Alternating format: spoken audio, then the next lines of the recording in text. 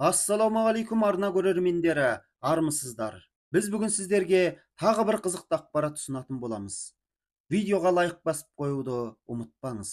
Атақты сұлудың соңғы тағдыры.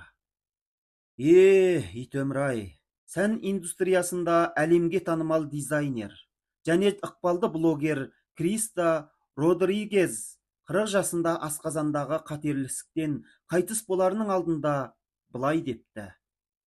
Бірінші, гаражда әлемдегі ең қымбат көлігім бар еді. Енді қоларбаға отыруым керек болды. Екінші, менің үйім атақты маркалы киімдер мен аяқ киімдерге, сонымен қатар құнды заттарға толы. Бірақ қазір тәнім аурухана берген екі құлаш матаға ғана ораулы. Үшінші, банкте ақшам көп еді. Бірақ қазір мен оны ешқашан ұстай алмаймын. Ешқайда жұмсай алмаймын да. Төртінші, менің кең сарайдай үйім бар. Бірақ қазір аурухананың төсегінде, бір кісілік төсектің үстінде көз ілемін. Бесінші, 5 жұлдызды қонақ үйден 5 жұлдызды қонақ үйге барушы едім. Ал қазір аурухананың зертханасынан екінші зертханасына барып, кезек-кезек аралап жүрмін. Алтыншы, қаз-қатар тұрып менің қолтаңбамды алу үшін адамдар бір-бірімен жапырылысып жатты. Бірақ бұл жолы мен медициналық жазбаларға ғана қолтаңба беріп жатырмын.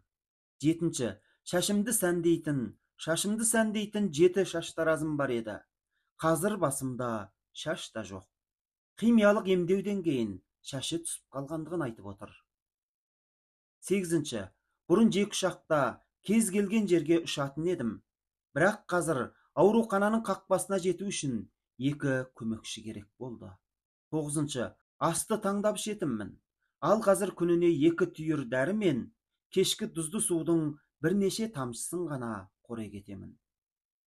Мына үй, мына көлік, мына ұшақ, мына жиһаз, мына банк, тым көп атақ пен даңқ маған енді ешқайсысы да көмектеспейді. Өлімнен басқа нақты ештеңе жоқ. Өйткені дәм-тұзың таусылар уақытта денсаулықтың бәрінен маңызды екенін түсінесің. Осы бір әлемге әйгілі болған жанның соңғы қолжазбалары адамға шындап ой салатындай.